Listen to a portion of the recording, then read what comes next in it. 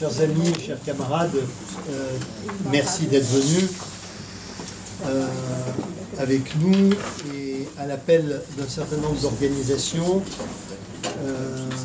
pour, j'allais dire célébrer, c'est peut-être pas le bon terme, mais en tous les cas à l'occasion de l'anniversaire du traité de Rome. Traité de Rome qui a jeté les bases de l'Union européenne.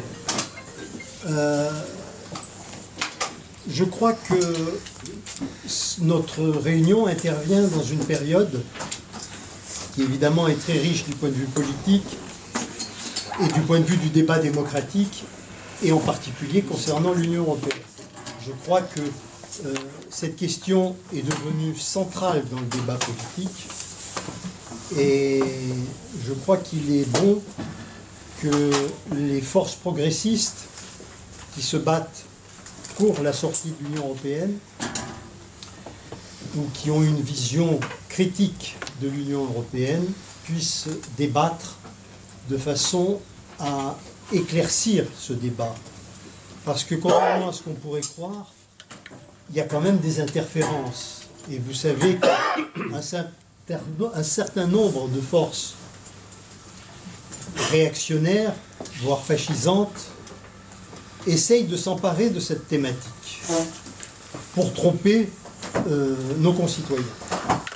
Je crois qu'il est important donc que le Frexit progressiste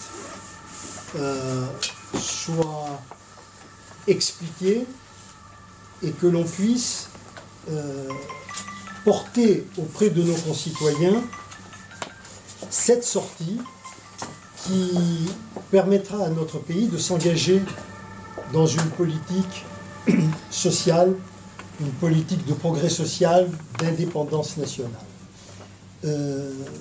Nous avons toujours combiné le combat pour l'émancipation sociale et le combat pour l'émancipation nationale, parce que finalement c'est le même combat. Et je crois qu'il est important de dire à nos compatriotes que ce combat ne signifie en aucune façon les caricatures qu'on leur présente. En aucun cas, se battre pour le Frexit progressiste, ça signifierait élever des murs, élever des barbelés, ou je ne sais quoi. C'est le contraire. On nous a dit pendant des années, l'Union européenne, c'est le progrès social et la paix. On s'est rendu compte, concrètement, notre peuple, les peuples d'Europe se sont rendus compte concrètement que c'était ni le progrès social ni la paix. Et non seulement que ce n'était pas le progrès social et la paix, mais que c'est le contraire. C'est la régression sociale et la menace de guerre qui n'a jamais été aussi pressante qu'aujourd'hui. Donc ce combat pour le Frexit progressiste, c'est un combat effectivement pour le progrès social, pour l'indépendance nationale, mais aussi pour la paix. Je crois que c'est très important de lier tous ces combats les uns aux autres et de les mettre dans la perspective de ce Frexit. C'est pour ça que se contenter de dire il faut sortir de l'euro, de l'Union européenne, voire même de l'OTAN, ce n'est pas suffisant. Ce n'est pas suffisant dans le sens où il manquerait une dimension essentielle, une dynamique politique, sociale, c'est-à-dire une perspective politique qui indiquerait à notre peuple, à partir de son expérience de ce qu'est l'Union européenne, de sa nature de classe, de ses effets concrets dans la vie quotidienne des travailleurs et des couches moyennes, de montrer que ces trois premières sorties sont porteuses d'une dynamique qui va même au-delà et qui se propose un projet, qui porte un projet de transformation sociale profonde, révolutionnaire dans notre pays, comme d'ailleurs dans les autres pays d'Europe. Mais on a vu aussi qu'il peut y avoir des Frexit par la porte de droite. Et je crois que justement, il est essentiel de se placer dans cette perspective de transformation sociale pour éviter des aventures et des mésaventures, et qui donnerait de la crédibilité à ceux qui se parent du projet de sortie, mais qui en fait ne le proposent pas réellement. Aujourd'hui, il y a quelques jours, je lisais dans Le Monde une interview du responsable économique du Front National, qui avait répondu à une interview et qui expliquait que non, nous ne sommes pas du tout pour la sortie. Nous sommes pour des négociations. Nous réclamons une négociation européenne. Je suis un homme de marché, disait-il, très sensible à la stabilité monétaire, économique de l'Union européenne, et par conséquent, ce que nous souhaitons, c'est éventuellement un statut dérogatoire pour la France, mais il ne s'agit pas de faire, écoutez bien ça, de faire ce qu'a fait Theresa May en Grande-Bretagne, c'est-à-dire une sortie brutale de l'Union européenne. Alors quand on sait ce qu'est la sortie brutale de l'Union européenne dont ils parlent, on imagine de quoi eux ils parlent. Donc, il y a un double discours, triple discours, qui s'adresse à des clientèles différentes et qui vise à tromper nos concitoyennes et nos concitoyens. Je crois qu'il faut démasquer ce mensonge de la part de la droite et de l'extrême droite qui se prétend contre l'Union européenne. Voilà, donc je crois que je vais laisser la parole à nos amis de façon à ce qu'ils vous exposent tous les partenaires qui se sont rassemblés pour donner une voix, une visibilité aux forces progressistes, aux forces de gauche qui souhaitent cette sortie de notre pays de l'Union européenne, de l'euro. Et je crois que c'est en les écoutant et en débattant ensuite, si vous le souhaitez, à la fin de la réunion, que nous pourrons avancer dans cette réflexion et surtout dans l'action. Ce que je voudrais vous dire, c'est que au sortir de cette réunion, ce qui serait intéressant, c'est que chacun de vous, chacun de nous, ait envie d'agir dans ce sens, ait envie de participer à ce combat. Nous sommes ici différentes organisations avec nos différences, mais surtout nos convergences. Vous avez donc le choix. Mais en tous les cas, je crois que c'est important, pour ceux qui ne le sont pas encore, de s'engager dans cette bataille, parce que c'est une bataille qui prépare l'avenir de notre pays. Et je crois qu'il serait tout à fait regrettable qu'à l'heure où cette problématique devient centrale dans le débat politique, nous ne puissions pas faire entendre notre voix, parce que, contrairement à ce que l'on entend, nos positions, notre voix progresse dans le pays, progresse au sein de nos concitoyens. C'est sur cette note de confiance que je voudrais terminer. Vous entendez beaucoup de choses dans les télévisions, dans la presse, etc. Bon, vous savez à qui appartiennent ces télévisions et cette presse. Donc je ne vais pas épiloguer, mais on nous dit oui, mais les Français ils sont pour 70% pour l'euro, je ne sais pas quoi, etc. Ben écoutez, c'est possible. Je ne sais pas, je ne suis pas sondeur. Ce que je sais, c'est quand il y a eu des élections en 2005, on a vu ce que les Françaises et les Français ont dit. Et ça, ce n'était pas un sondage sur BFM ou sur TF1. C'était la réalité du peuple français, alors que 99% des médias, presse, télévision, radio, disaient qu'il fallait voter oui, que c'était une catastrophe, etc., etc. Et les Britanniques ont fait pareil dans un autre contexte. Mais en tous les cas, il ne faut pas se laisser abattre, il faut au contraire avoir confiance dans nos idées et comprendre que les classes populaires, c'est aussi un problème de classe, c'est un positionnement de classe. Je crois que quand on parle de Brexit progressiste, c'est ça. c'est un Brexit au service de notre peuple, au service des travailleurs, au service des couches populaires, au service des classes moyennes, et pas un Brexit au service de je ne sais quelle fraction de la bourgeoisie qui voudrait revenir à je ne sais quoi. Je crois que c'est important. Nous avons une réalité sociale et politique qui nous est favorable. Il faut le traduire en termes d'organisation et en termes politiques, mais je crois qu'il faut être confiant. Nous avançons. Quand on voit un certain nombre de candidats, comme par exemple Jean-Luc Mélenchon, qui disait il y a quelques années « l'euro est notre monnaie ». Dire aujourd'hui l'Union européenne, ou on la change ou on la quitte. Moi, ça ne me satisfait pas complètement, cette formule. Mais ça veut dire qu'on pose le débat devant le peuple. Et ça veut dire que s'il a évolué dans sa position, c'est parce que dans notre peuple, nos idées avancent. Donc, c'est sur cette note de confiance que je laisse la parole à mes amis et camarades. Donc, commence, Michel, si tu veux, pour le MS-21. Oui, je vais intervenir pour le MS-21. Alors, moi, je ne vais pas reprendre évidemment les mêmes thèmes que notre camarade Antoine, et je vais plutôt insister sur le manque de démocratie de l'Union européenne. Alors, on est là pour le 60e anniversaire du traité de Rome.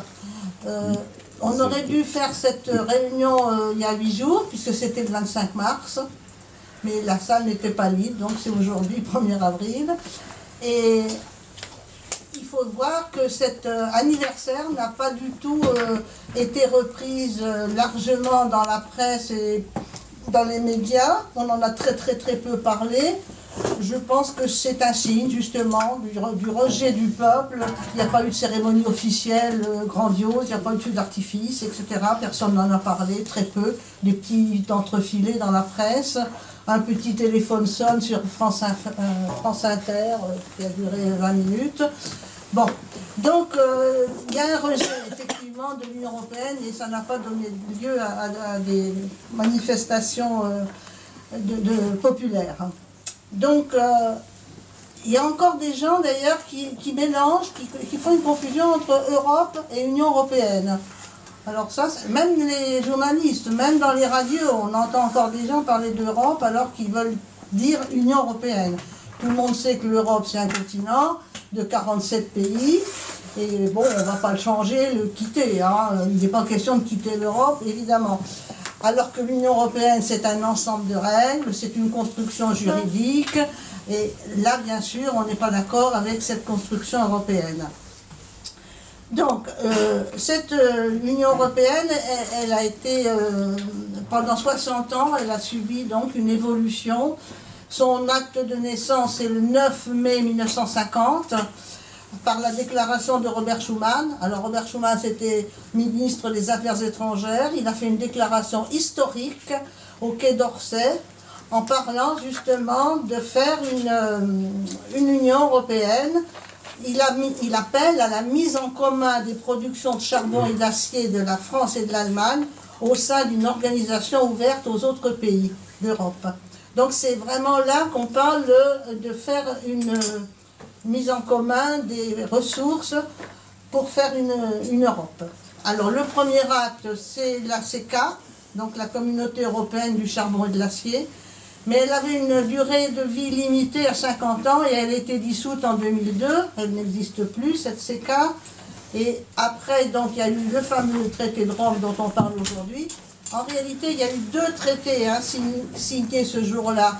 Il y a eu le traité, donc, Communauté économique européenne, la CEE, connue plus généralement comme marché commun. On dit c'était le marché commun. Et puis, il y a eu l'Euratom. L'Euratom, c'est-à-dire l'Europe de l'atome. Bien, et ces traités-là, ces 2 traités, ont une durée illimitée. Donc, ils existeront, je ne sais pas jusqu'à quand. Alors, il y a eu, bien sûr, une évolution. Ça a débuté avec 6 pays, puis après, il y en a eu 9, puis 10, puis 12, puis 15, puis 25, puis 28. Et le dernier qui est rentré, c'est la Croatie.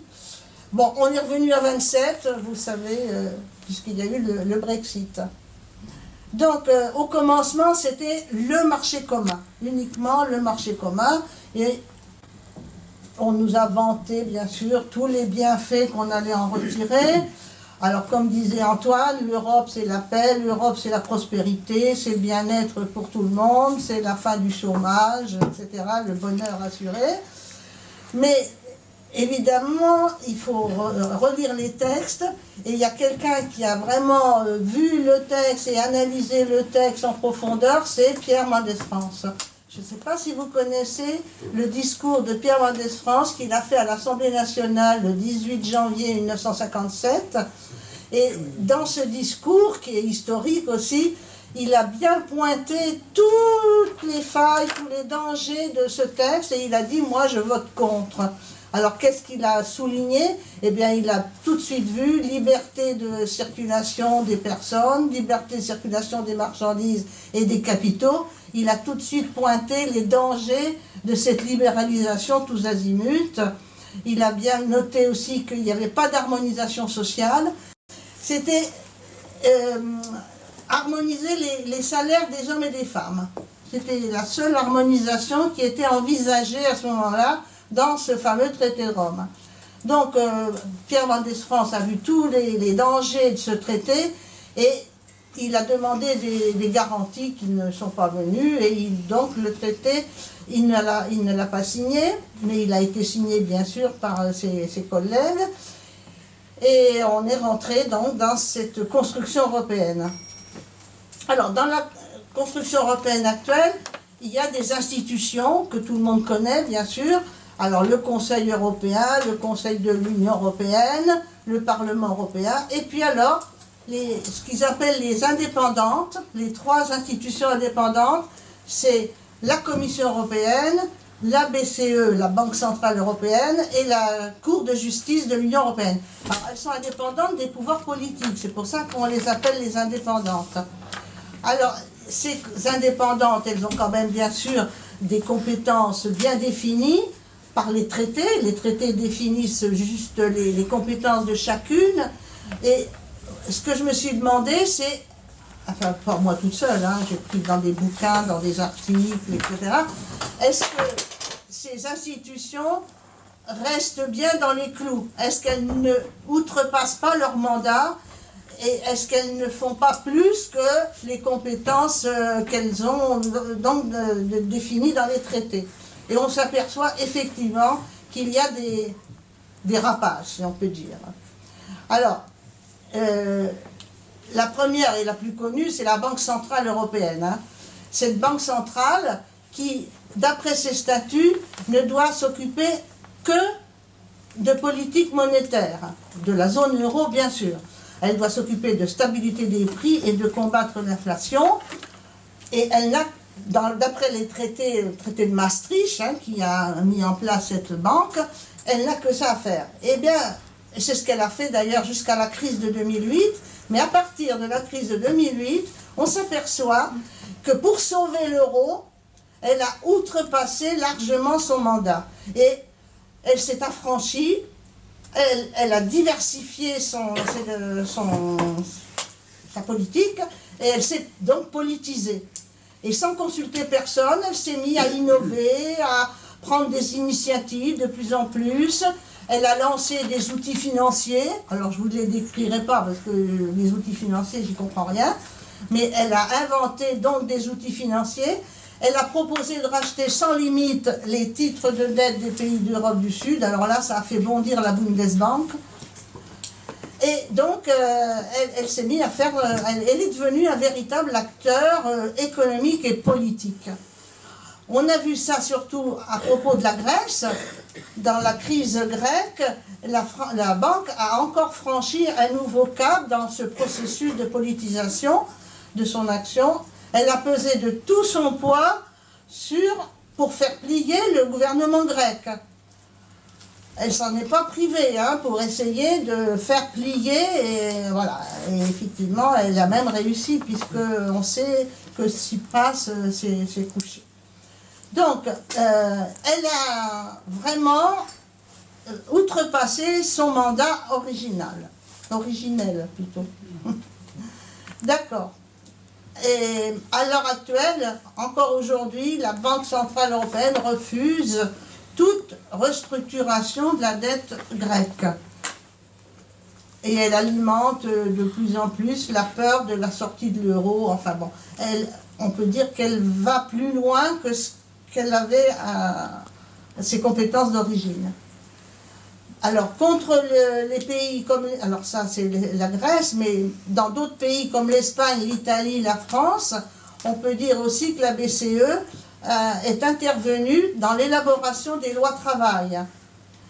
Et on est toujours, bien sûr, très loin des prérogatives de ce que devrait être cette banque centrale. On sait que le patron de la BCE, Jean-Claude Trichet, il a écrit 2 lettres, l'une à Silvio Berlusconi et l'autre à Zapatero, en Espagne. Et dans cette lettre, il exige une réforme en profondeur du marché de l'emploi, en particulier une refonte des négociations salariales visant à privilégier les accords au niveau de l'entreprise plutôt que des accords de branche. Alors là, vous retrouvez exactement l'article 8 de la loi El Khomri, qu'on nous servira aussi en France. Donc, cette loi que vous connaissez, hein, on a parlé de l'inversion des normes. Eh bien, c'était déjà écrit par Jean-Claude Trichet dans sa lettre qu'il a adressée à l'Espagne et à l'Italie. Donc, en conclusion, on peut dire que la BCE est largement sortie de son mandat depuis le début de la crise, 2008. Alors, une autre institution qui aussi outrepasse vraiment ses compétences, c'est la Cour de justice de l'Union européenne, la CJUE, qui siège au Luxembourg, à ne pas confondre avec la Cour européenne des droits de l'homme à La Haye, hein, ça n'a rien à voir. Donc cette Cour de justice, elle est intervenue à plusieurs reprises et elle donne ce qu'on appelle des arrêts. Alors vous avez peut-être entendu parler de l'arrêt Laval ou l'arrêt Viking. Il y a eu 2 autres arrêts aussi très connus, très médiatisés, l'arrêt Ruffert et l'arrêt Luxembourg. Alors j'ai pas le temps de vous détailler ce que sont ces arrêts, mais c'est pour vous dire que ces arrêts vont contre les syndicats. Il y avait un syndicat qui voulait faire grève, la Cour de justice a condamné le syndicat, l'entreprise a porté plainte contre un syndicat qui voulait faire grève, et la Cour de justice a donné raison à l'entreprise contre les syndicats. Et elle est aussi intervenue pour favoriser, disons, entériner, favoriser le dumping social dans l'arrêt Luxembourg. Alors, si ça vous intéresse, je pourrais vous donner exactement de quoi il retourne. Mais bon, on m'a dit 10 minutes, là. Donc, je me dépêche. Et je termine avec la Commission européenne, qui siège à Bruxelles, comme tout le monde sait. Alors, au départ, les compétences de cette commission, c'était gardienne des traités, représenter l'intérêt général. Et on sait aussi qu'elle a encore le monopole de l'initiative des lois dans le domaine des compétences exclusives de l'Union européenne, c'est-à-dire le commerce, la monnaie, l'union douanière. Et alors cette Commission européenne, là aussi, elle fait de la politique en dehors de tout mandat, en plus de ce qu'elle devrait uniquement faire. Elle dérape, elle outrepasse ses compétences. Alors, cette commission, elle prépare ce qu'on appelle les grandes orientations de politique économique, les GOPE.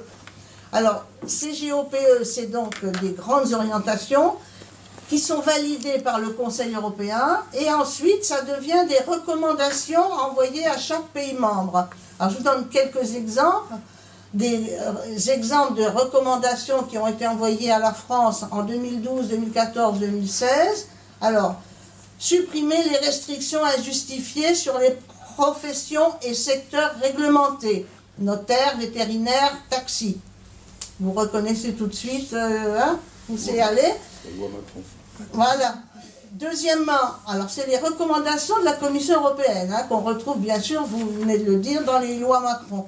Donc la deuxième recommandation que j'ai relevée, revoir la législation sur les procédures de licenciement. Troisièmement, lutter contre la rigidité du marché du travail. Quatrièmement, modérer l'évolution du SMIC pour ne pas entraver la création d'emplois et la compétitivité. Voilà les recommandations de la Commission européenne. Alors, on sait bien sûr que ces grandes orientations, les GOPE, là, elles existent depuis le début. Au départ, c'était uniquement des directives. Et ces directives étaient plus ou moins bien suivies, elles n'étaient guère contraignantes. Mais peu à peu, justement, la Commission a pris de l'importance et puis de l'autorité. Et maintenant, ça devient des recommandations plutôt autoritaires et même menaçantes quelquefois. On vous menace d'amendes financières, etc. Donc, la Commission, elle, en plus de tout ce que je viens de vous dire, elle envoie ce qu'on appelle le semestre européen. Alors à tous les pays membres, on envoie des paquets de documents au mois de novembre et au mois de mars, et chaque pays doit y répondre par un programme de stabilité et un programme national de réforme qu'il transmet à Bruxelles au mois d'avril. Donc, il y a un contrôle de la Commission européenne sur les budgets nationaux de tous les pays. Tout est surveillé, tout est passé au peigne fin. Bon, les pays, les États membres ne sont plus souverains en matière budgétaire. Ils doivent donc envoyer en avril à la Commission européenne leur projet de budget. Alors, en conclusion, les institutions européennes ont peu à peu confisqué le pouvoir des peuples et on peut comprendre qu'ils n'aient pas fait la grande fête samedi dernier. Jean-Luc, je te laisse continuer. Merci Antoine. Donc, mesdames, messieurs, chers compagnons, chers camarades et chers amis, je veux tout d'abord remercier les responsables du PRCF et ceux du MS21 pour avoir pris l'initiative de cette réunion à laquelle les clubs Penser la France ne pouvaient que s'associer avec joie. Comment fêter aujourd'hui l'anniversaire du traité d'Europe de 1957, ce traité fondateur qui précipita l'Europe dans un étourdissant tourbillon institutionnel? Comment fêter aujourd'hui ce qui va apparaître aux yeux de tous et dans les toutes prochaines années comme un des échecs politiques les plus dramatiques au monde depuis 1945? L'échec programmé de la construction européenne ne fait plus aujourd'hui de doute, tant sont perceptibles les limites de cette construction technocratique, ses fondements scélérates, et que se lève un immense vent de colère, celui des peuples et des nations en souffrance. À la veille du grand séisme politique qui vient, nous devons nous interroger. Comment en sommes-nous arrivés là? Comment en sortir? Nous devons tenter, si vous le voulez bien, de réfléchir à haute voix.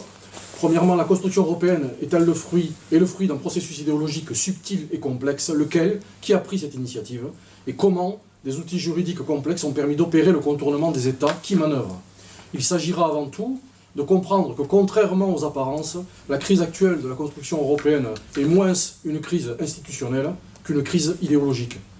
La question devant nous est donc éminemment politique, mais à qui donc profite le crime? Je veux dire, à qui profite la délocalisation, neutralisation de la souveraineté de l'État-nation à l'Union européenne? Alors pour comprendre ce processus idéologique complexe, nous devons tout d'abord rappeler ce qu'est la démocratie, pour ensuite tenter de définir les ressorts idéologiques des pères fondateurs de l'Europe. C'est bien sûr un principe hérité des anciens et réaffirmé par les Lumières. Notre Constitution est appelée démocratie parce que le pouvoir est entre les mains non d'une minorité, mais du grand nombre de ses guides. La démocratie, c'est le dépôt du gouvernement à tout le peuple et à une grande partie du peuple, affirme Jean-Jacques Rousseau. Ou encore, la démocratie, c'est la République, le peuple est encore titulaire de la souveraine puissance, Montesquieu. Ou la démocratie, c'est un gouvernement qui tire tous ses pouvoirs directement ou indirectement de la grande masse du peuple, CIS.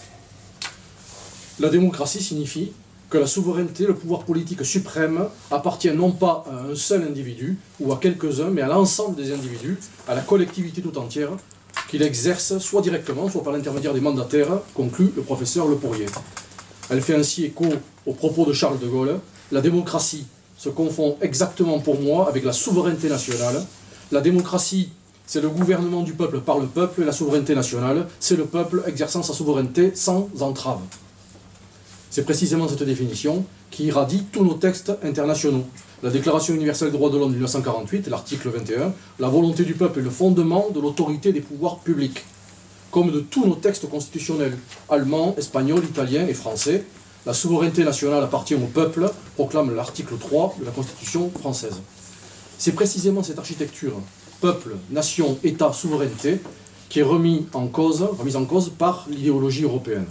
Il ne s'agit donc pas d'une dérive, ce fameux déficit démocratique, mais bel et bien d'un processus savamment orchestré au service d'un projet idéologique lequel. L'idéologie européenne n'opère pas seulement comme relais des cultures nationales, elle fonctionne comme idéologie du pouvoir. En tant que discours autonome et homogène, elle véhicule une conception élitaire de l'action publique qui incarne précisément le pouvoir Europe, lequel n'est guère soutenu que par les groupes sociaux ayant tendance, en tant que dominants, à s'identifier spontanément à ce que font les élites dirigeantes. Les fondements idéologiques de la construction européenne et cette pensée intuitive de Jean Monnet, véritable processus de civilisation que théorise quelques années plus tard l'intellectuel allemand Norbert Elias. Pour Jean Monnet, le sens de l'histoire, c'est la pacification des relations humaines grâce aux institutions.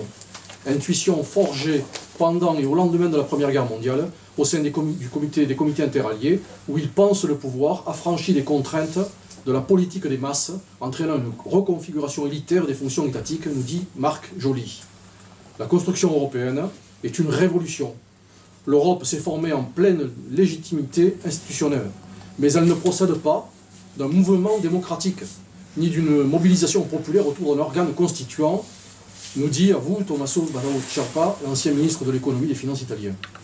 Petit à petit, se met en place en effet une construction institutionnelle dans laquelle les peuples, un par un, doivent s'aligner sur ce que leurs élites politiques ont collectivement décidé. Ils n'ont pas le dernier mot, ce sont les élites qui l'ont, et si l'on préfère, elles ont le premier et le dernier mot, elles proposent et elles disposent. Tout le système est ainsi organisé. Partis politiques, syndicats, parlements nationaux, gouvernements. Le pire stade de ce processus, nous y sommes, c'est quand les partis politiques censés participer et assurer la bonne marche du système représentatif sont plus proches du pouvoir Europe que de leur peuple. Les partis de gouvernement sont ainsi d'abord et avant tout des partis de gouvernement européens, conclut Marc Joly. Proclamer que ce projet incarne le summum de la démocratie, il fallait oser. Et parfois l'inconscient politique affleure, tel un aveu. Il ne peut y avoir de choix démocratique contre les traités européens, proclame ainsi l'infâme Jean-Claude Juncker en janvier 2015. Ou Jacques Delors, toujours satisfait de lui-même, nous vivons aujourd'hui sous le règne d'un despotisme éclairé. Au moins les choses sont dites. Mais le plus étonnant n'est-il pas de comprendre que ce processus européen n'est pas du tout réservé à la seule Europe. L'Union européenne est depuis près de 60 ans un laboratoire pour la coopération supranationale transfrontalière. C'est tout naturellement qu'elle se pose en championne de la gouvernance mondiale, nous dit José Manuel Barroso, le nouvel employé de Goldman Sachs. Il fait ainsi écho à ces propos téléologiques de Jean Monnet, je cite « Ai-je fait comprendre que la communauté que nous avons créée n'a pas sa fin en elle-même. Elle est un processus de transformation qui continue. Les nations souveraines du passé ne sont plus le cadre où peuvent se résoudre les problèmes du présent. Et la communauté elle-même n'est qu'une étape vers la forme d'organisation du monde de demain, dans ses mémoires. Et avec une ambition mondiale. Nous ne coalisons pas des États, nous unissons des hommes, dit Jean Monnet encore dans son discours de Washington, le 30 avril 1952. D'ailleurs, la nature et le sens de l'intégration européenne deviennent limpides lorsqu'on replace celle-ci dans le contexte de la mondialisation libérale, remarque le juriste Christophe Baudouin. Oui, l'Union européenne est bel et bien le laboratoire de l'ordre global. Comment s'impose-t-il? Mais par le droit. Ni Europe des États, ni Europe-État, l'Union est une autorité œuvrant au démantèlement des réglementations nationales et à la régulation au moyen de l'abondant flux de normes introduites dans les systèmes juridiques nationaux et obéissant à un principe de réorganisation transnationale. Nous voilà donc dans un au-delà de l'État. L'Union européenne se présente comme le prototype le plus perfectionné de l'organisation globale, caractéristique du recul de l'État, qui nous situe dans un au-delà de l'État, pour reprendre les termes de Sabino Cassese, ancien juge constitutionnel italien, qui le dénonce, nous avons compris. Et comment opère ce processus en France? Le droit de l'Union européenne s'impose partout. Il a d'abord investi tous les domaines, justice, police, lutte contre les discriminations, entrée et séjour des étrangers, relations du travail, traitement des données personnelles, environnement, propriété intellectuelle, etc. Il s'est ensuite imposé comme prévalant à l'ensemble de tous les textes de droit interne, y compris constitutionnels, et ce dès 1964, c'est l'arrêt Costa contre Enel.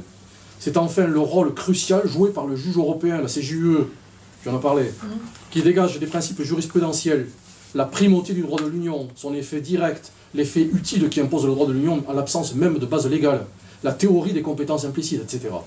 C'est enfin la transformation de toutes nos juridictions nationales et locales en organes supplétifs de la CJUE. Le juge national est ainsi devenu le juge communautaire de droit commun.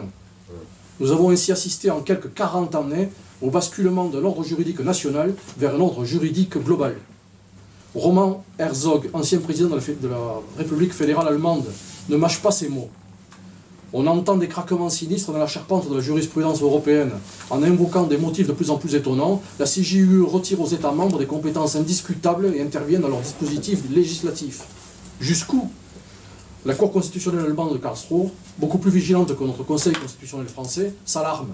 Le transfert de la compétence est rigoureusement interdit. La compétence de la compétence, voilà la clé.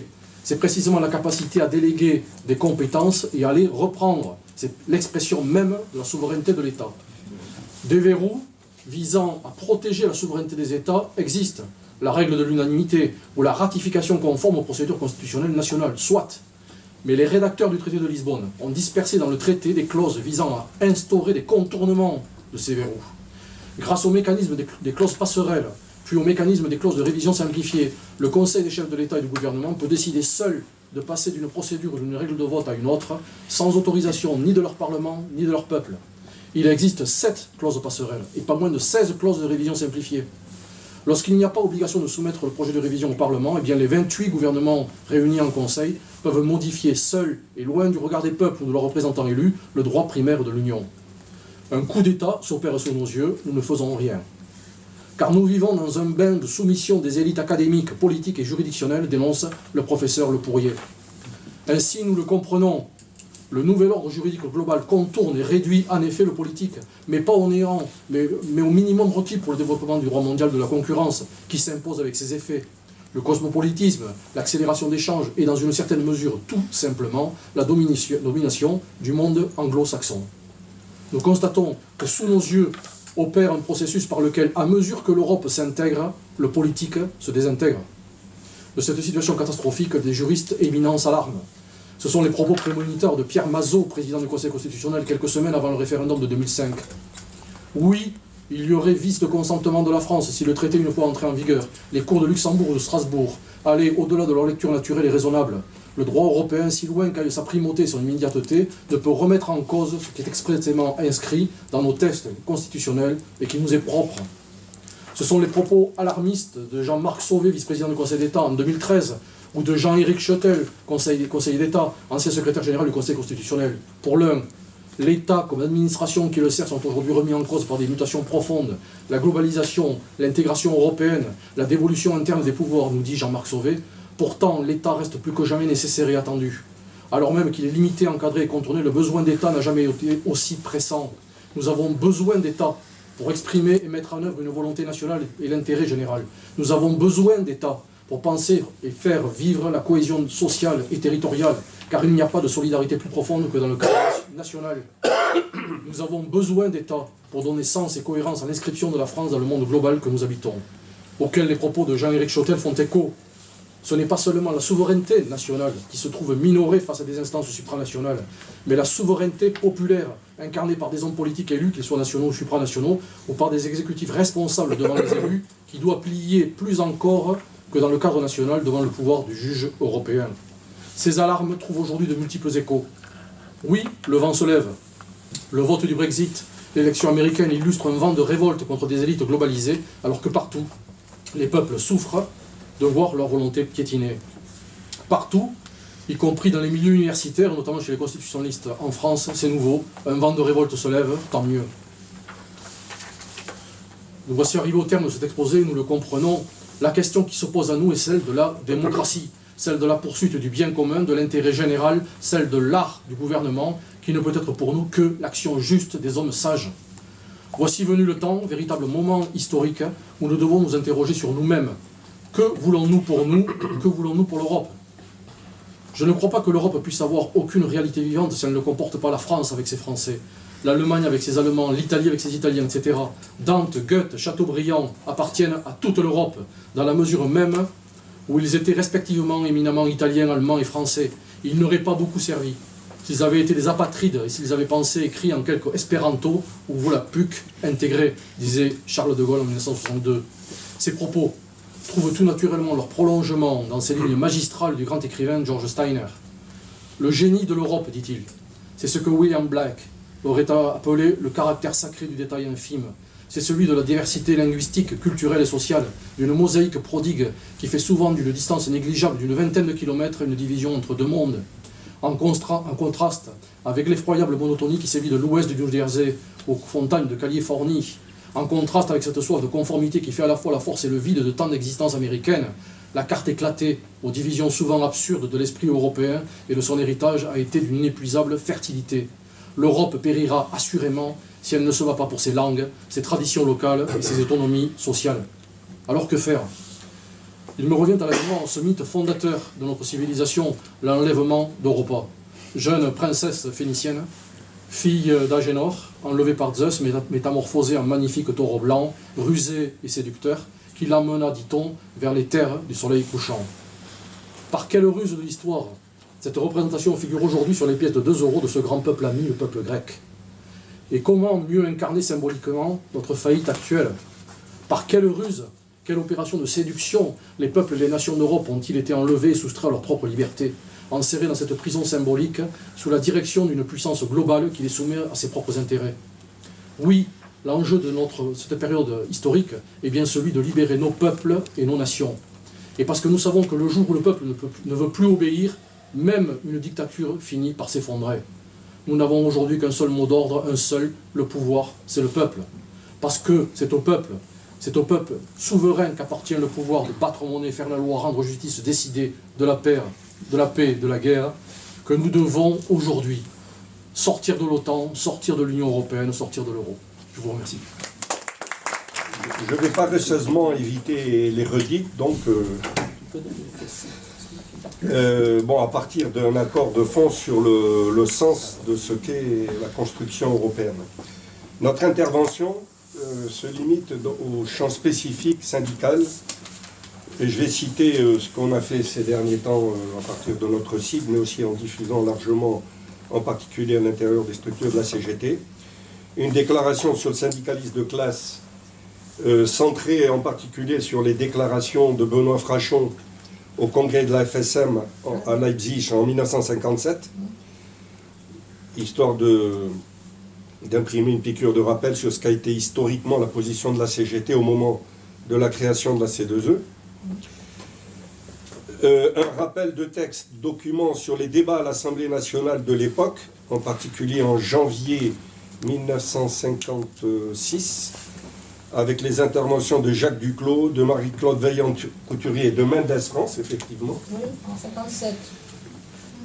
Pour les pour et également les contre, en particulier la déclaration de Guy Mollet, là que je vais citer rapidement, où il soutient la création, puisqu'à l'époque il est président du Conseil, je crois. Il dit « Notre action conjuguée à celle des institutions de la communauté, et mieux encore à celle des syndicats ouvriers unis sur le plan européen, dont vous auriez tort de mésestimer demain l'efficacité, tendra inlassablement à l'établissement de régimes sociaux et salariaux les plus avancés possibles dans la communauté. » Applaudissements à gauche, du côté radical et socialiste. L'harmonisation des charges sociales et salariales autant que les travailleurs intéresse les entreprises. Ça, c'était pour légitimer, c'était effectivement l'Europe sociale. Effectivement, il s'agissait donc de préconiser et d'annoncer la venue de l'Europe sociale, qu'on attend depuis 60 ans et qui n'arrive toujours pas. Et ce qu'on a dit, on l'expliquait, c'est au fur et à mesure, c'est comme l'horizon, au fur et à mesure qu'on s'en approche, l'Europe sociale s'éloigne. Ce combat, donc, nous le lions à la bataille pour le retrait de la CES et l'adhésion à la FSM, car on considère, avec d'autres, que c'est un point clé dans l'orientation de classe au plan syndical, et cette question n'est pas réglée en CGT. Car c'est à ce niveau en particulier que se nouent et que sont confortées les alliances de type syndicalisme rassemblé avec la CFDT comme partenaire privilégié. L'adhésion aux valeurs européennes fonctionnant comme un critère d'intégration à un monde souhaitable régi par ce qui est considéré comme raisonnable de souhaiter, d'accepter et de revendiquer. Et pour terminer, comme j'ai dit que j'allais être court, nous entendons nous emparer du choc récent des résultats là, qui a été annoncé hier, du passage de la CFDT devant la CGT dans le secteur privé, pour susciter justement un débat de fond sur ces questions visant à faire prédominer dans la CGT le courant de lutte de classe contre le courant réformiste, qui ne va sans doute pas, lui, manquer d'utiliser ces résultats pour justifier une adaptation aux conditions du monde du travail entamée en particulier dans les années 90 par Vianney et poursuivi et amplifié par Thubaud, comme l'a précisé notre camarade Roger, précisément au moment de l'adhésion à la CES et au retrait de la FSF. Voilà. Oui, alors je vais faire un exercice un peu périlleux parce que il s'agit d'un texte de Michel Zerbato, qui est un économiste qui... Tu veux le micro? Je ne sais pas. Oui, oui. On a du mal à suivre ici. Hein. T'as une petite voix. C'est un peu dur? Bon. Je peux monter, mais jusqu'à une certaine limite. Est-ce que c'est mieux, là? Oui. Donc c'est un économiste qui travaille et qui produit pour le journal numérique qui s'appelle Res Publica. Et il fait partie du réseau d'éducation populaire. Voilà. Donc ce texte est un peu long, donc je ne vais pas lire dans son intégralité. Je vais essayer d'isoler quelques éléments clés et extraire les paragraphes les plus illustrants. Alors, qu'est-ce qu'il fait ce texte? C'est un texte qui rattache en fait, qui tente de rattacher de manière un peu structurelle la construction européenne à la crise du profit du système capitaliste. Voilà, il y a en filigrane dans tout ce texte l'idée que appréhender la question européenne en dehors de cette nécessité d'ordre économique fait passer à côté de l'enjeu essentiel. Alors, il ne s'agit évidemment pas de sous-estimer les questions de démocratie, les questions juridiques qui sont centrales, mais qui, d'après lui, sont des conséquences, en fait, des conséquences d'ordre économique imposées par des lois tendancielles du profit, et il s'en explique. Alors, voici par exemple quelques extraits de son introduction. Donc, il parle des critiques des traités qui seraient pro-européennes, qui proposent une révision pour plus de démocratie, mais bon, tout ça est vain, qu'il s'agisse de mettre en place un gouvernement de l'euro, d'approfondir l'union bancaire, tout ça va dans le sens, pour lui, d'un fédéralisme techno-bureaucratique. À l'opposé, il dit aussi que les souverainistes, qu'ils soient réactionnaires ou progressistes, prétendent pouvoir refuser de se soumettre aux contraintes déflationnistes des traités. Ce serait, selon eux, une simple question de volonté politique des nations, à elles de retrouver l'autonomie de décision pour pouvoir mener des politiques économiques et sociales supposées salvatrices. Et en fait, il renvoie un peu dos à dos ces deux approches en disant que la faiblesse de ces constructions intellectuelles vient de leur oubli de la nature capitaliste des économies européennes, nature capitaliste qui explique d'une part l'instauration de l'euro monnaie unique comme conséquence de la crise du profit ouverte dans les années 70, et là il est assez radical, l'inanité d'une proposition de sortie de crise qui ne serait pas pensée parallèlement comme sortie du capitalisme. Voilà. Donc, dans un deuxième paragraphe, il dit, si j'ai bien compris, parce que c'est un économiste et qu'il faut être un peu rompu à certaines expressions et explications, qu'il y a en fait donc des lois tendancielles de l'économie capitaliste qui se traduisent par une baisse tendancielle des taux de profit, devant laquelle, en fait, il n'y a pas 36 solutions. Il y a là une adaptation qui pénaliserait le capital, dans laquelle on peut ranger les politiques keynésiennes, remettre un peu d'inflation, dévaluer la monnaie, autoriser la dette. Et puis, il y a une politique qui pénalise le salariat. Malheureusement, on peut dire que c'est elle qui a prévalu, qui est donc une politique d'austérité salariale, avec laquelle on joue sur le chômage pour réduire l'inflation, et dans lesquelles, bien sûr, les dettes publiques sont prétexte à des pressions salariales, réduction des services publics et autres. Donc, quelques extraits de ce paragraphe. Les traités sont le résultat de contraintes exercées sur la construction européenne par la dynamique du capital. Une critique conséquente de l'euro doit se fonder sur une critique du capitalisme. La dynamique du capitalisme est déterminée par ses lois économiques fondamentales, dont deux expliquent la mise en place de l'euro, monnaie unique. Première loi fondamentale, la baisse tendancielle des taux de profit. La deuxième, la contrainte liée à la compétitivité. Alors il isole bien sûr deux grandes périodes que les historiens ont bien définies. La première des 30 glorieuses, pour laquelle il dit que les gains de productivité permettaient d'articuler les économies nationales en recourant à des politiques conjoncturelles keynésiennes, combinant l'action par la monnaie et par le budget pour réguler l'inflation et réguler le chômage en substituant alternativement l'une à l'autre. Et puis il isole bien sûr la période qui a suivi, en arrière toute, le capital étant contraint à retrouver un taux de profit compétitif. Eh bien, c'est le tournant des années 80 que tout le monde connaît. Il faut casser les salaires, directs ou socialisés, réduire donc les débouchés et généraliser le chômage comme une espèce de paramètre qui permet de réguler l'inflation. Ça, il n'y a rien de neuf là-dessus. Alors bien sûr, c'est avec ces éléments d'analyse qu'il explique la vraie nature austéritaire de l'euro. Il s'en explique dans un deuxième paragraphe. Bien sûr, l'euro et l'Union européenne ont été, d'après lui, conçus pour justement neutraliser les possibilités de juguler en fait la baisse des taux de profit en pénalisant le capital. Et il faut retenir que des stratégies qui pénalisent le salariat. Alors, il s'en explique aussi dans quelques paragraphes un peu longs. Il y a un qui me paraît intéressant, c'est celui qui pointe le nouveau fonctionnement de la BCE, et Michel a évoqué cette question. Pour sauver les meubles,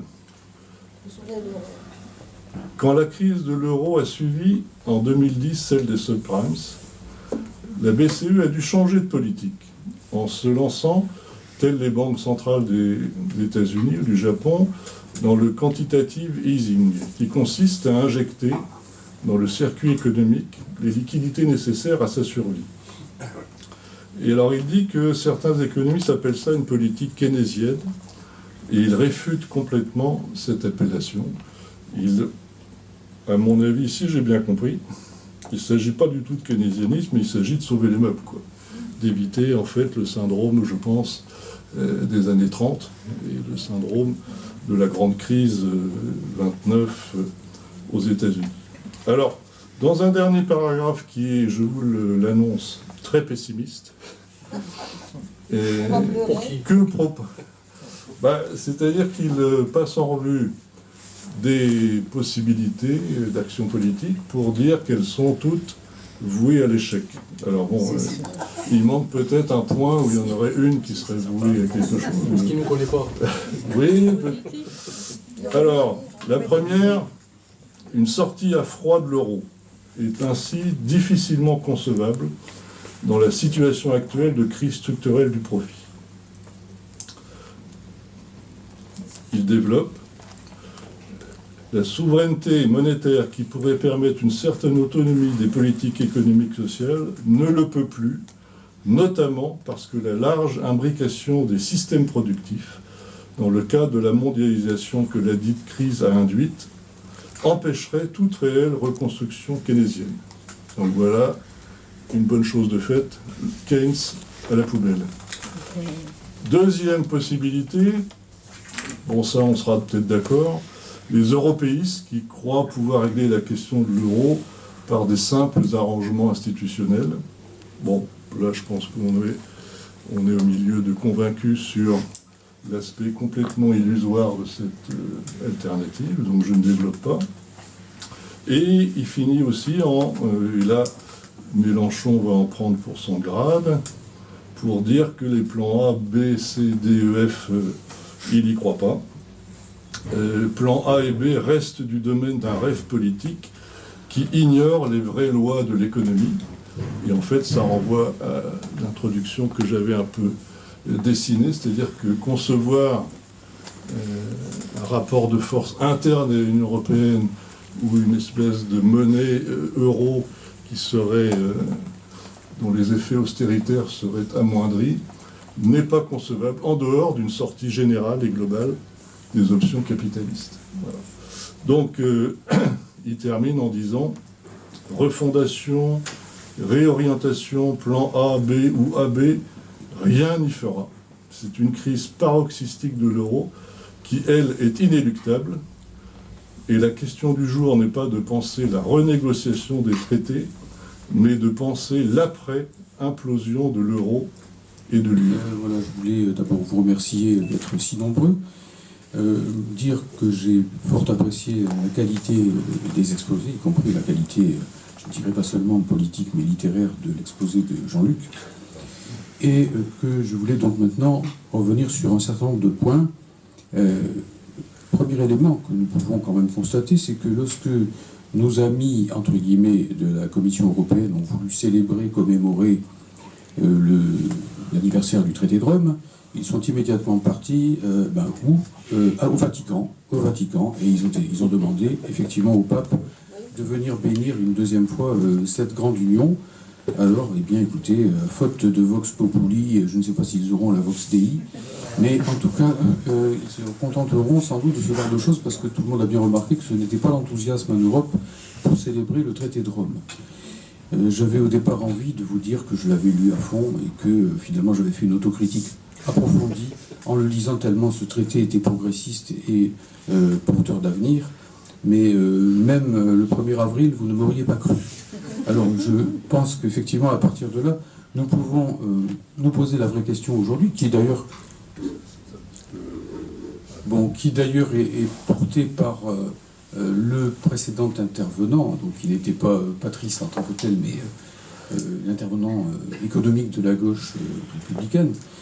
Pour nous, il y a un lien entre la question de la sortie du capitalisme et la question de la sortie de l'euro, de l'Union européenne et de l'OTAN. Et c'est là-dessus, effectivement, que je vais centrer mon exposé. Non pas en voulant obliger qui que ce soit qui ne serait pas pour la sortie du capitalisme à suivre dans cette voie, mais pour expliquer pourquoi le PRCF, lui, en tant que tel, en tant qu'organisation communiste, considère que ces deux questions sont étroitement liées, non pas par un choix de notre part, car, bon, après tout, s'il était possible de sortir de l'euro, de l'Union européenne, de l'OTAN, sans sortir du capitalisme, et que ça aille mieux pour les peuples, nous serions preneurs. Nous ne sommes pas des jusqu'au-boutistes ou des maximalistes, mais il se trouve que la stratégie capitaliste et la construction européenne sont tellement liées, intrinsèquement liées, qu'on ne saurait sortir de l'une sans sortir de l'autre. Et c'est le vieux thème qui nous est cher de l'union des deux drapeaux, le drapeau rouge de la classe ouvrière et le drapeau tricolore de la nation, politique qui a été au cœur de la construction du Parti communiste lui-même depuis au moins la période du Front populaire. Alors le premier point sur lequel je voudrais insister, ce sont les données historiques de cette construction européenne. Il se trouve que Annie Lapoirie est ici présente, qu'elle a écrit un livre que je vous recommande à tous, qui s'intitule « Aux origines du carcan européen » paru donc aux éditions d'Elga. Elle me permettra d'être très bref puisqu'elle est là et je souhaite que tout à l'heure elle puisse dire quelques mots à ce sujet. Mais il faut dire que cette construction européenne est une construction réactionnaire de très longue date et de bien avant le traité de Rome. Le traité de Rome a formalisé les choses, mais il ne les a pas fondées. La fondation est très antérieure, en particulier Annie a montré comment les choses démarraient dans l'entre-deux-guerres. Et que déjà, à cette époque-là, les capitalistes américains et les capitalistes allemands se sont largement unis, d'ailleurs sur le dos de la France, très largement, pour démolir en réalité la puissance française au sortir de la Première Guerre mondiale, dont la France était une puissance en principe victorieuse, qui l'eût cru. Et donc ces choses-là se sont mises en place très rapidement, autour en particulier de groupes qu'on va retrouver tout au long de l'histoire du XXe siècle et déjà pour une partie du XXIe, le groupe de la sidérurgie français, allemand, de la chimie, le comité des forges, comme on disait donc avant-guerre, et toutes ces familles de Wendel, etc., dont l'un des plus récents, fleurons est monsieur, ou plutôt faut-il dire le baron Seyer.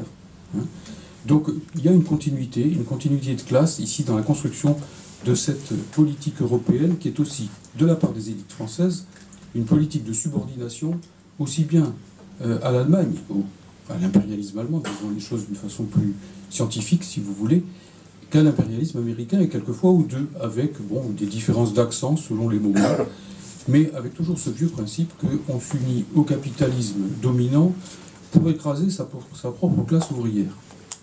Et que ces élites, qui méritent si mal leur nom, parce qu'après tout c'est un mot qu'on pourrait reprendre dans certaines conditions, eh bien ces élites effectivement n'ont jamais pensé leur politique nationale et internationale qu'à partir de leurs intérêts sordides de domination du prolétariat français, avec la volonté évidemment de se mettre toujours sous la coupe de l'Allemagne capitaliste ou des États-Unis ou des deux.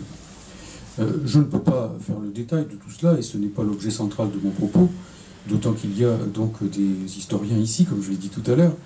Mais je voudrais simplement insister sur une date, ou sur plutôt une période. En 1945, donc, les communistes entrent au gouvernement et mettent en place avec vigueur les principes du Conseil national de la résistance et vont construire, en l'espace de 2 ans, l'édifice social sur lequel repose aujourd'hui encore, pour une large part, ce qu'il y a de douceur de vivre dans notre pays, pour le dire ainsi, à commencer par la sécurité sociale, le secteur public, les nationalisations, les services publics, les retraites par répartition, le code du travail, les comités d'entreprise, les conventions collectives, le statut des fonctionnaires, le statut des mineurs, excusez du peu, tout ça en 2 ans. En 1947, les communistes sont chassés des gouvernements occidentaux, pas seulement en France, sur injonction des États-Unis, et immédiatement, le tournant s'opère d'une façon massive.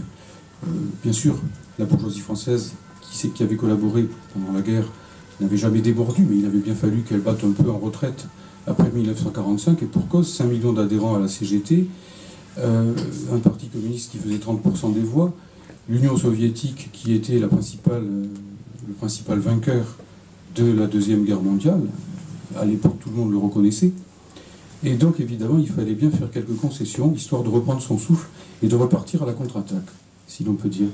Les communistes sont chassés du pouvoir. Dès 1948, il y a tentative de reprendre les acquis des mineurs, en particulier, donc la grande grève des mineurs de 1948, qui est réprimée d'une manière absolument abominable par le gouvernement français et les socialistes qui sont au pouvoir à ce moment-là, Jules Moch étant ministre de l'Intérieur.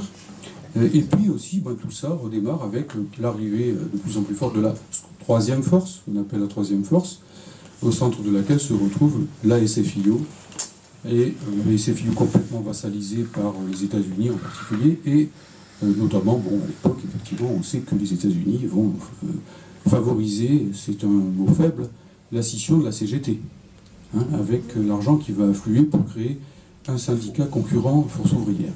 Et puis, dans le même temps, effectivement, on a aussi cette montée en puissance un petit peu partout, là, des européistes, des euro-atlantistes. Tout cela se met en place en même temps, l'Alliance Atlantique, l'Union Européenne, ou plus exactement, donc le marché commun, comme on va dire au départ, et pour commencer, le plan CK, la CK, avec donc cette grande invention de il y a 2 Schuman, de Robert Schuman, donc en l'occurrence, qui va aboutir à ce remarquable résultat que pour finir, aujourd'hui, pratiquement, il n'y a plus ni acier ni charbon français. Alors qu'on avait promis qu'au contraire, ça serait l'épanouissement pour la classe ouvrière derrière ce plan général. Pas pour rien, si la classe ouvrière, et la classe ouvrière du Nord, dont je suis un peu une émanation ici, puisque moi je milite depuis plus de 30 ans dans le bassin minier de Lens, a depuis longtemps rejeté l'Union européenne. Elle n'a que trop vu ce que ça a donné pour elle, c'est-à-dire un déclassement massif. Ce sont des millions d'hommes qui ont perdu leur emploi. Venez donc visiter Lens aujourd'hui. Je vous promènerai dans les corons et vous verrez ce qu'ils sont devenus. À l'époque, il y avait une exploitation minière, certes, mais aujourd'hui, c'est bien pire. C'est le déclassement de millions de gens et de leurs enfants qui ne savent plus où ils sont, littéralement. Le vote Front National n'est pas sorti du néant. Hein. Alors, cela étant, si vous voulez, je ne vais pas ici épiloguer longuement, mais il y a des dates importantes aussi qu'il faut avoir en tête. Il y a aussi la date de 68. Alors, en 67, déjà, dont on le voit dans le film de... comment s'appelle notre ami, là, celui qui a fait Les Jours Heureux, voilà, Gilles Perret. Voilà, on voit dans le film de Gilles Perret, La Sociale, comment Pompidou explique que les mesures contre la sécurité sociale qui ont été prises dès 67, les ordonnances, étaient déjà commandées par le marché commun. Il le dit dans une interview qui passe dans le film.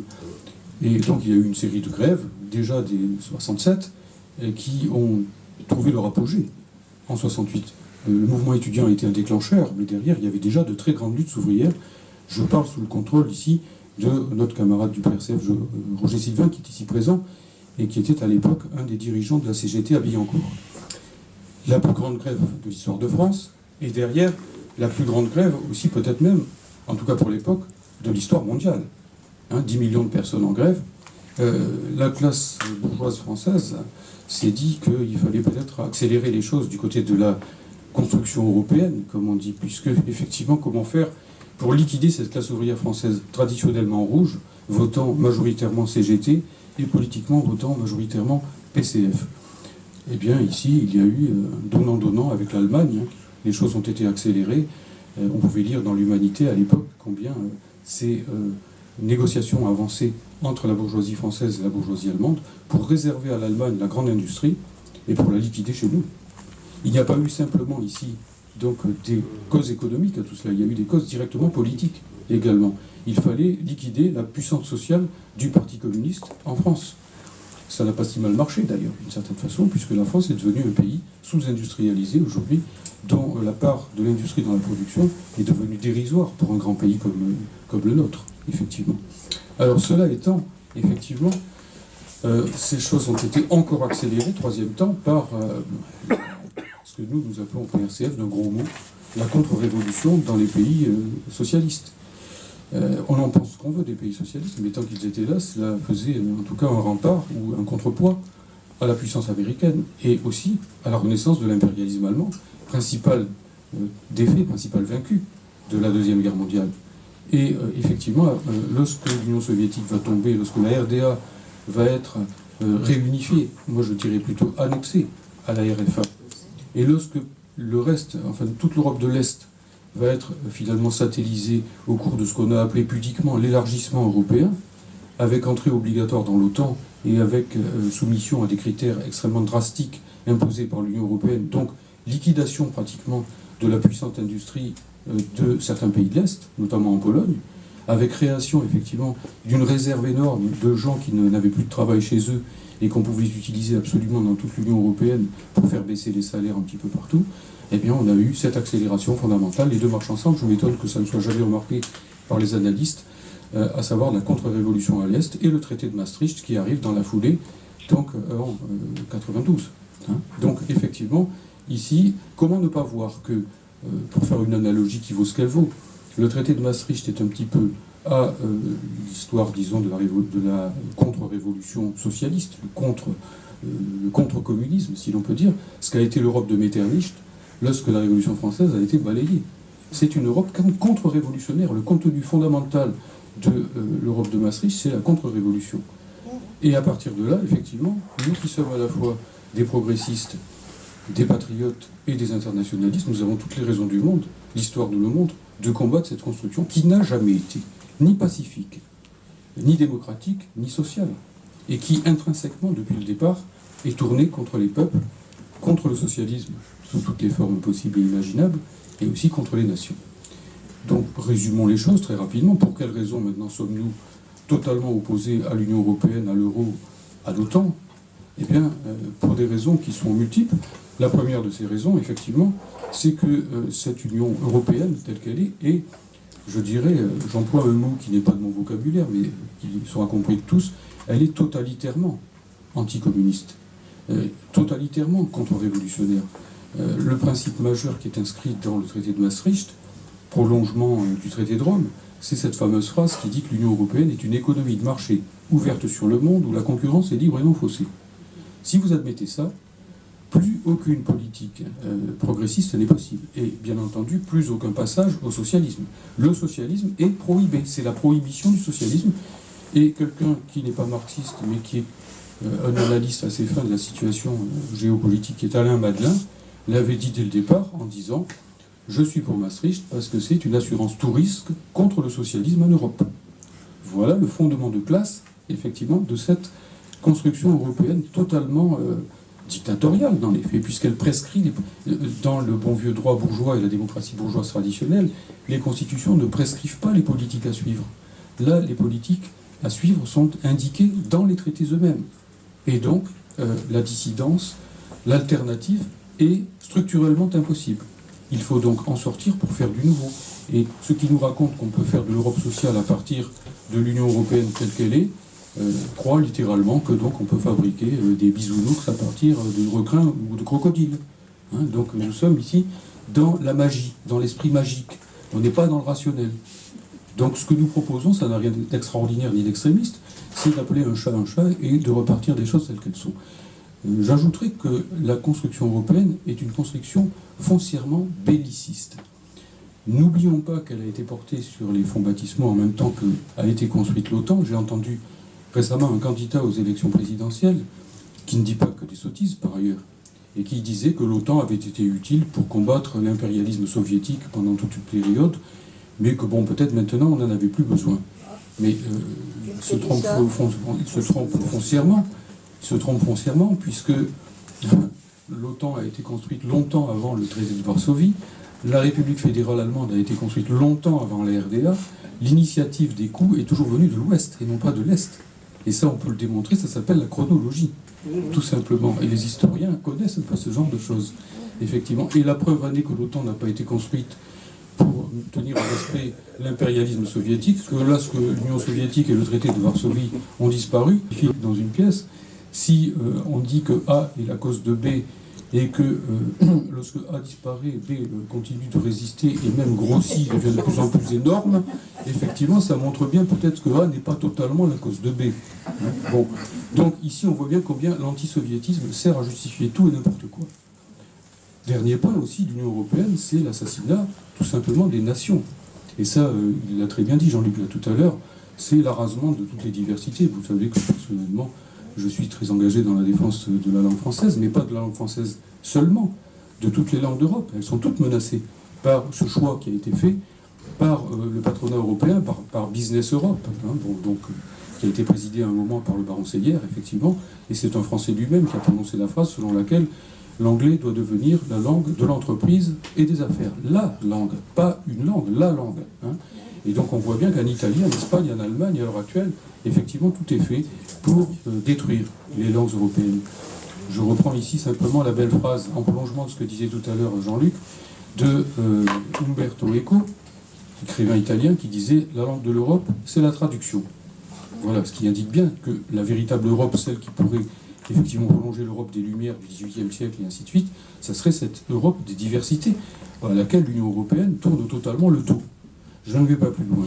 À partir de là, pour avancer dans cet exposé, je dirais que nous, dans les conditions actuelles, je le dis parce que peut-être certaines personnes poseraient la question tout à l'heure, dans la campagne actuelle, nous avons décidé d'apporter un soutien critique à Mélenchon, un soutien critique et constructif, dynamique, mais critique. Hein.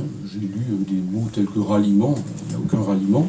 Nous menons notre campagne totalement de façon indépendante, en ayant notre propre programme, et la preuve en est que nous ne sommes pas plan A, plan B, nous sommes plan sortie immédiate, aussi bien pour l'euro que pour l'OTAN et l'Union européenne, nous le disons haut et fort, et quand nous ne sommes pas d'accord, nous n'avons pas l'habitude de mettre notre drapeau dans la poche. Mais en même temps, nous avons considéré que, eh bien, il y avait un bouger de ce côté-là, que, bon, on était passé, comme l'a dit tout à l'heure Antoine, d'une période où Mélenchon disait la République européenne, où disait l'euro est notre monnaie, à une période où il ouvre au moins le débat sur cette question, et nous disons que comme en même temps il draine derrière lui quantité de gens qu'on a retrouvés dans les luttes contre la loi travail, qui ont été à la tête des manifestations, etc., nous ne voulons pas nous couper de tout ce mouvement, et nous pensons qu'il est nécessaire de maintenir un espace progressiste, de ce point de vue-là, un espace politique progressiste, face aux graves dangers qui viennent devant nous, face au séisme imminent, dont parlait d'ailleurs tout à l'heure aussi Jean-Luc.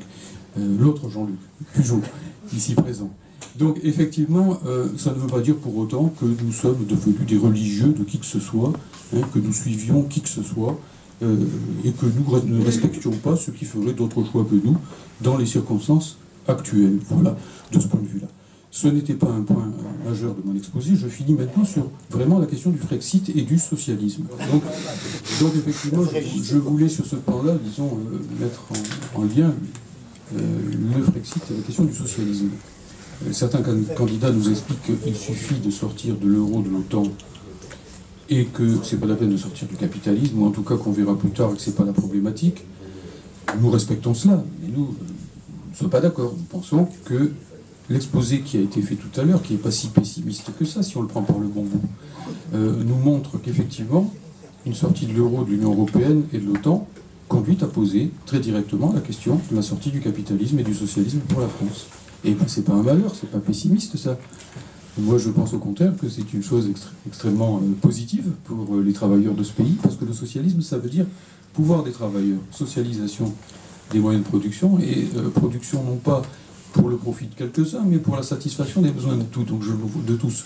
Donc je ne vois pas en quoi il y aurait du pessimisme à dire des choses pareilles. Et donc je voudrais aussi bien combattre deux points de vue qui me paraissent faux, erronés, non dialectiques, parce qu'ils opposent des choses qui n'ont pas à l'être.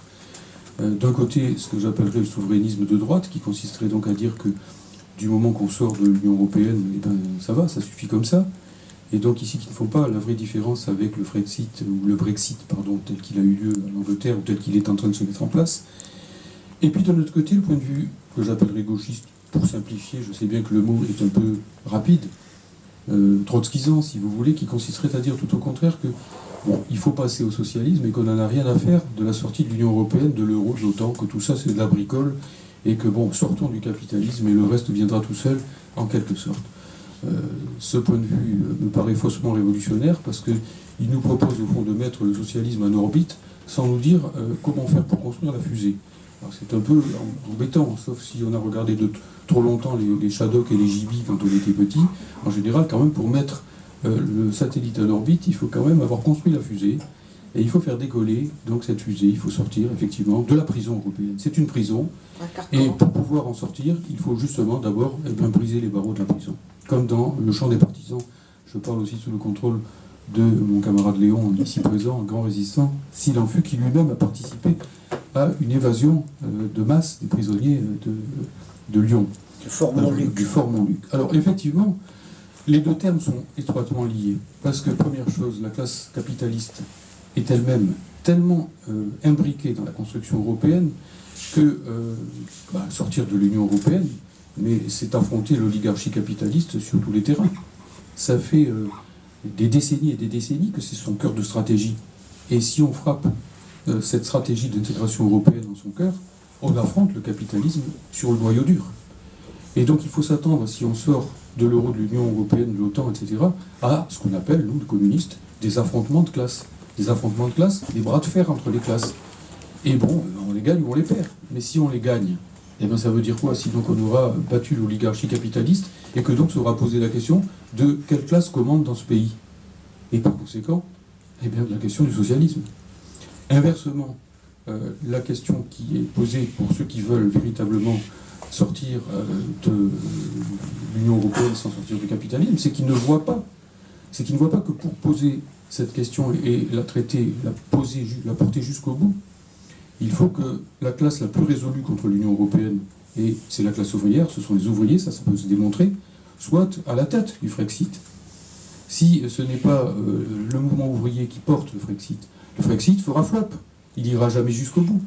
où il se fera, dans le pire des cas, sur des bases réactionnaires, un petit peu type en Grande-Bretagne, effectivement. Et donc, ça ne marchera pas pour finir, parce que ce que nous voulons, c'est que les gens vivent mieux dans notre pays. C'est quand même ça le but général de ce que nous poursuivons. Pour que la classe ouvrière puisse mener ce combat jusqu'au bout, il faut que d'emblée, les objectifs du Frexit soient des objectifs sociaux. Qu'on lui parle de salaire, qu'on lui parle d'emploi, qu'on lui parle de services publics, de protection sociale, de logement social, hein, et que tout ça soit vraiment dans le paquet, en quelque sorte. Qu'il n'y ait pas simplement l'indépendance nationale comme ça, en quelque sorte, en l'air. Lorsque nos camarades se sont battus pendant la Deuxième Guerre mondiale pour libérer la France, ils se sont aussi battus autour d'un programme qui pouvait mobiliser ceux qui montaient des usines et qui descendaient des mines, pardon, et qui descendaient des collines, c'est-à-dire les ouvriers et les paysans, et ça a donné le programme du CNR qui disait en toutes lettres qu'il fallait mettre le monde du travail au cœur de la vie nationale. Donc, il y a un lien extrêmement étroit entre les deux perspectives. Je crois qu'on ne peut pas les opposer. Et ça ne signifie pas, je finis là-dessus, parce que je sais très bien qu'ici, il peut y avoir des camarades, des amis, des compagnons qui ne sont pas d'accord forcément pour passer au socialisme. Hein. Bon, moi, ce que je dis là, c'est au titre donc, du PRCF et en partant des problématiques objectives, ce n'est pas quelque chose qu'on voudra imposer. Je dis que ça s'imposera. Je dis que cette question du passage au socialisme s'imposera dans le cours de la lutte. Mais bon, voilà, c'est pas une volonté d'imposer en quoi que ce soit le point de vue du PRCF à qui que ce soit. Je dis simplement que, ou bien on voudra mener le Frexit jusqu'au bout, et dans ce cas, il faudra que la classe ouvrière joue un rôle important, la classe ouvrière au sens large, le monde du travail, si vous voulez, dans cette transformation. Et là, ça posera la question du socialisme dans notre pays. Et ce socialisme, il sera profondément marqué par l'alliance que nous aurons eue avec, entre les couches populaires et les couches moyennes. Il tirera les leçons de ce passage, de cette transition, qui sera aussi large, aussi plurielle, aussi diverse que possible. La façon dont le socialisme naît, évidemment, a des conséquences sur la façon dont ensuite il s'organise. Donc il n'y a pas lieu de craindre que ce soit, par exemple, l'élimination radicale des artisans, des petits commerçants, des petits entrepreneurs, etc. On voit bien qu'à Cuba, d'ailleurs, cette question est remise dans le paquet à l'heure actuelle et que le socialisme ne signifie pas nécessairement qu'on fait fi de tout cela. Donc il n'y a pas lieu de craindre cela si on ne fait pas partie soi-même de l'oligarchie, en quelque sorte. Bon, je conclus, j'ai été plus long que tout le monde, je pense, en disant que, finalement, si vous voulez, dans cette question du Frexit socialiste et du socialisme, il faut unir les deux drapeaux. Drapeau rouge des ouvriers, drapeau tricolore de la nation, fraternellement, parce que ce sont deux drapeaux qui ont une légitimité nationale, l'un et l'autre. Hein. Je rappelle que le drapeau rouge a d'ailleurs failli être le drapeau de la nation en 1848, et que ensuite, eh bien, c'est Maurice Thorez et Jacques Duclos qui les ont réconciliés, qu'on a vu que chaque fois que dans l'action ils étaient unis, ça a apporté de grands bénéfices à toute la société, et que chaque fois qu'ils ont été opposés, eh bien, ça conduisait, si c'est le drapeau tricolore tout seul contre le drapeau rouge, aux pires aventures, fascisantes parfois. Si c'est le drapeau rouge tout seul contre le drapeau tricolore, à l'isolement et à la défaite de la classe ouvrière.